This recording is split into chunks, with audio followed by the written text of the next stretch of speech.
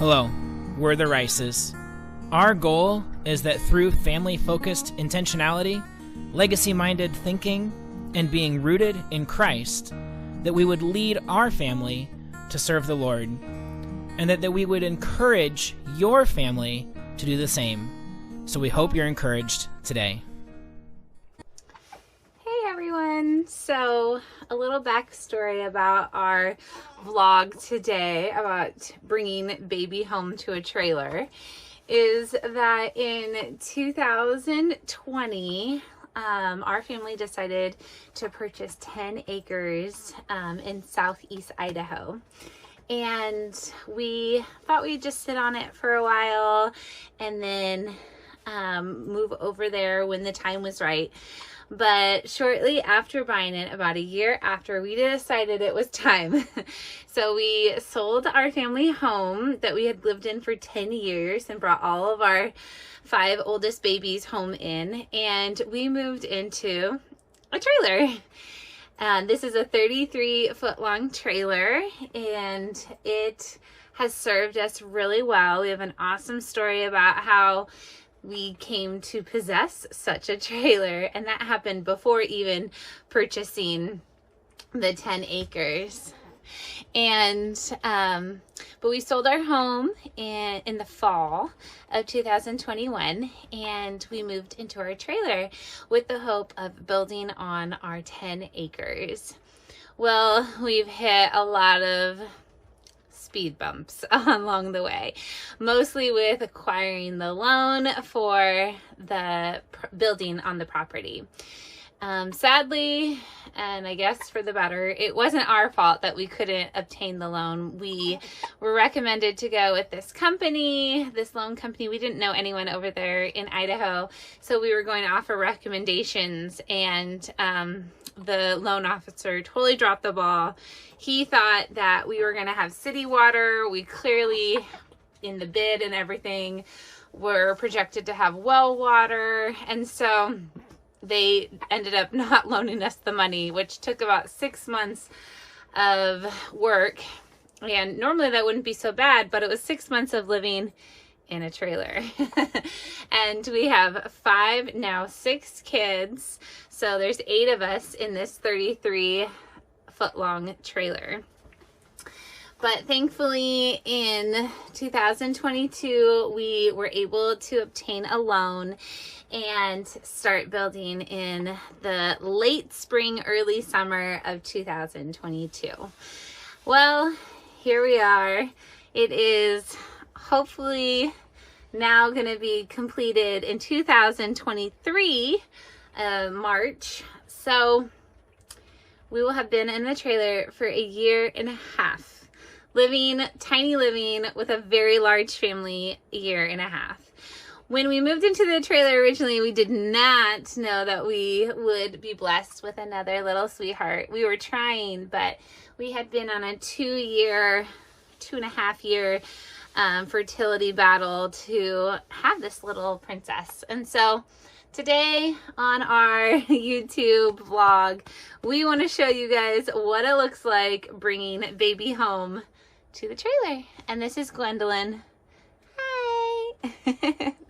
When we first got our trailer in 2018, it was a very nice trailer. It was a branded title, so we were able to get it at an affordable price to us.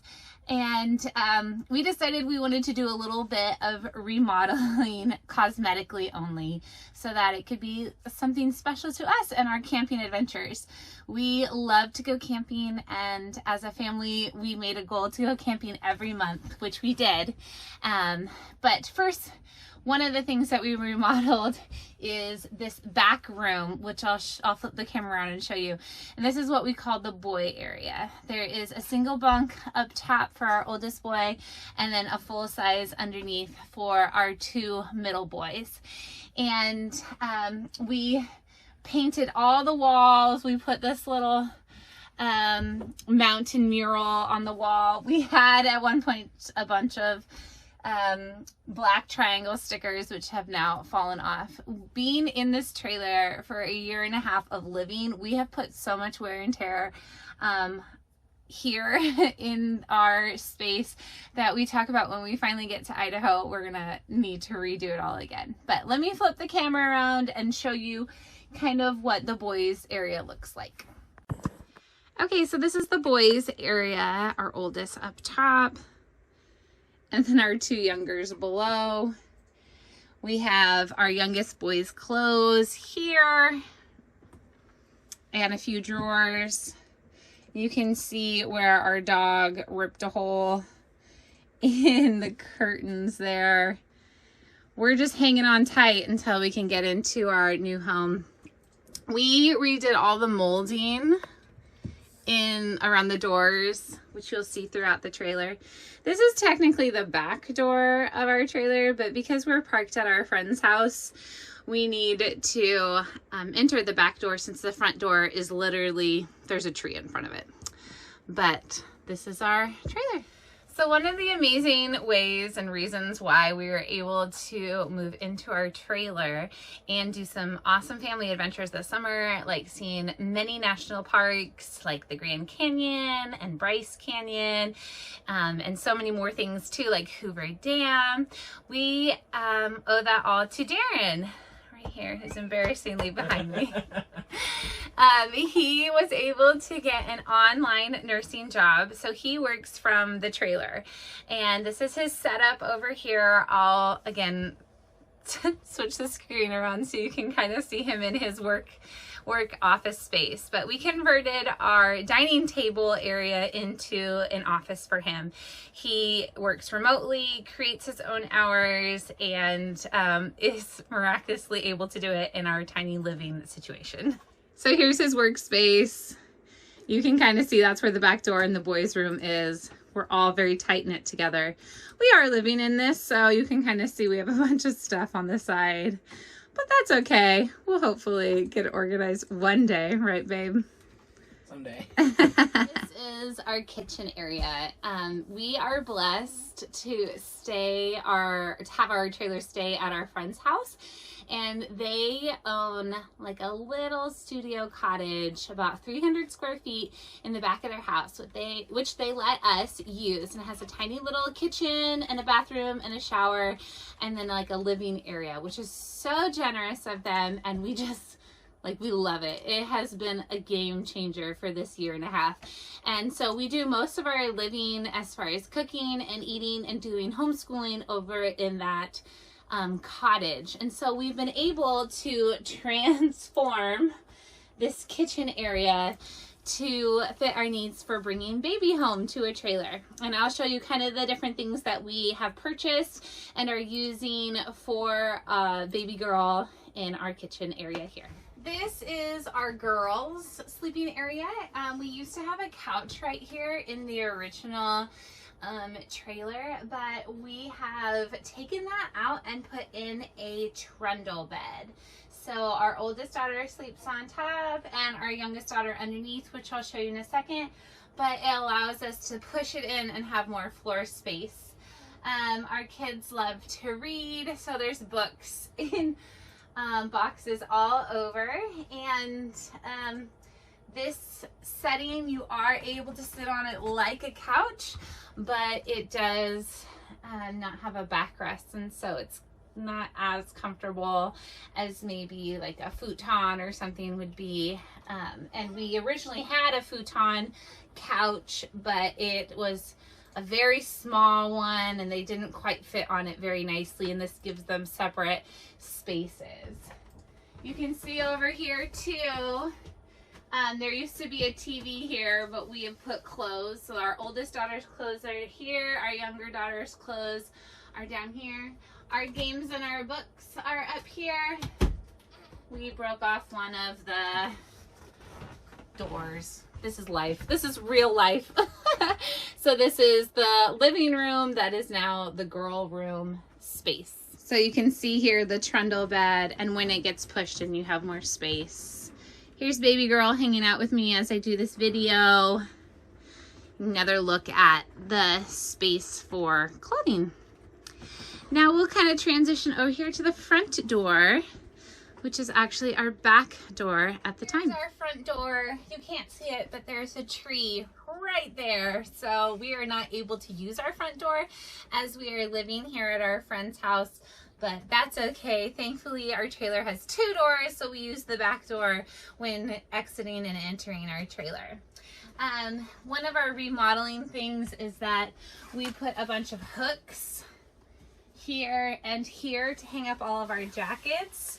It is winter, and so we have plenty of jackets, and this is where we store them. You'll see it here in a moment. We have our shoes, or at least our kids' shoes, down below, and so they get their shoes and their jackets in one area. Since the front door is not being used, we just kind of pile it in front. Over here, it used to be a recliner when we first got the trailer, a very small recliner, and we took that out and we put in a storage bins for the 2 older boys to be able to have their clothes, which again I'll show you in a moment. And it actually fit perfectly for the changing table for Gwendolyn right on top. Also, before there was a very vintage stereo system up here on top that was not working, so we took it out and now we have more storage space up above. Here is that storage bins for the older boys, the changing table, additional storage. Coming over here to the front door, all of our jackets and the shoes down below. So this is our small bathroom. As you can see here, our shower we don't use. We use the shower in the cottage. And so we have turned our shower into additional storage. So you can open it up and there's drawers. Let's see if I can get you a better picture of the drawers. There's drawers here with that baby stuff, different toiletries. We have our bags. This area probably needs to be organized, but we're living in it, so that's what we have. So we have our shower turned off, obviously, so we don't get anything wet and dirty. As part of the bathroom, they have this storage area, and in the top is where me and the 2 older girls house our dresses, which are falling off the hangers, and then different supplies like well, those are essential oils, but like medical things, batteries, stuff like that. And then I'm just gonna turn you guys around here. This is so funny. This is the other side of the bathroom, a mirror that we don't really house anything in because it broke, and so it doesn't travel well. We'll replace that one day. Our sink, the toilet, which has been a nightmare. Let me just tell you, our toilet has been a nightmare, but that's okay. We are very thankful to use the toilet in the cottage, so that's helpful. Okay, this is the bedroom next, then that's the end. This is the main bedroom where Darren and I sleep. We are able to fit a mini pack and play on the side of only Darren's side of the bed. It won't fit on my side of the bed for some reason. So we have storage up above on the side. Those are for us. And because baby girl stuff is just literally 5 feet away, we just get up and get what she needs. I have a pumping setup over here for middle of the night pumping. And this is our tiny living. This is our unique living arrangement, and we're grateful. We're grateful that we're able to be working towards having a property of our own, having a mini homestead. We're so excited. We know that there takes a lot of sacrifice to get to that point, and this 1.5 years has definitely taught us that. So Miss Gwendolyn here was a miracle baby for us. I mentioned that we we're working on trying to have another for 2.5 years. And so we're so happy that she got here and is with us safely. Throughout my pregnancy, we did a lot of traveling and a lot of fun together as a family.